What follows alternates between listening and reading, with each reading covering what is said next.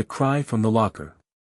In the 90s, I was a PP officer in Japan, where I often dealt with smaller cases and basic traffic violations. However, later in my career, Japan experienced a major economic crash, which led my department to focus more on welfare checks. While many of these checks involved finding people who had either died in their own filth or a man spiraling in his own self-pity, I fortunately only handled these situations a handful of times. But one case has stuck with me.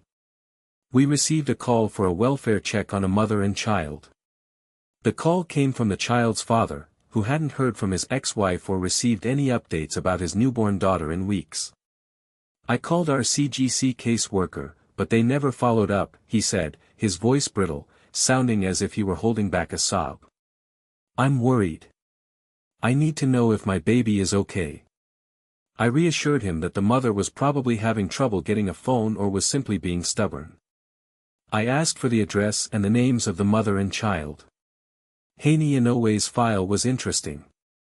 Although she had been diagnosed with bipolar disorder, the courts had ruled that their child, Ainu, should stay with the mother full-time, granting the father only limited visitation rights.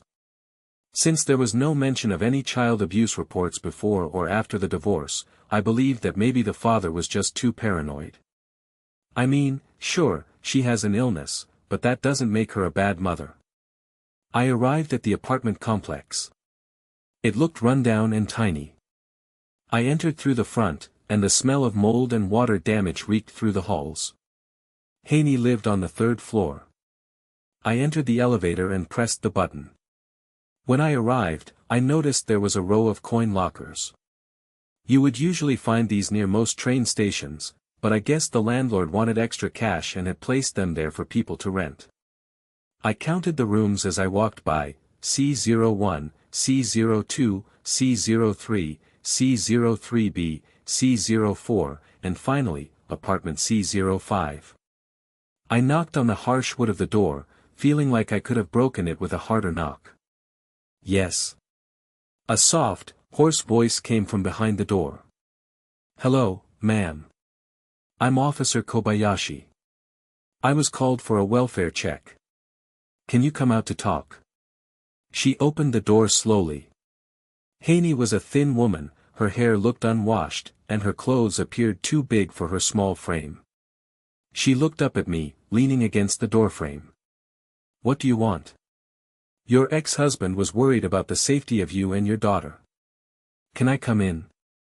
I tried to look behind her so I could at least get a glimpse of the baby, hoping to ease not only my own mind but the father's as well. The silence within the home felt strange, considering the baby was a newborn.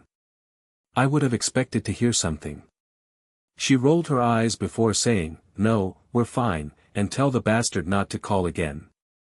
She slammed the door in my face. I blinked in shock before sighing. She looked fine, and I